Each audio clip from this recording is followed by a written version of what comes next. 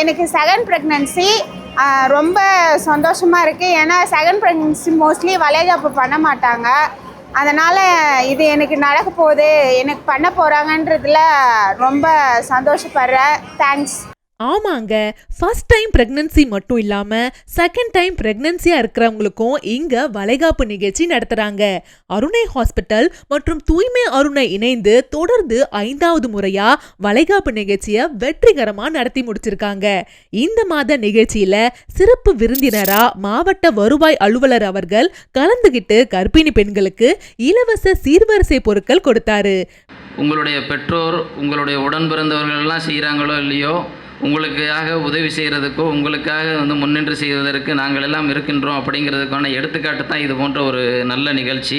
இங்கே மாதம் மாதம் வளைகாப்பு நடத்துகிறாங்க கர்ப்பிணி பெண்களுக்கு.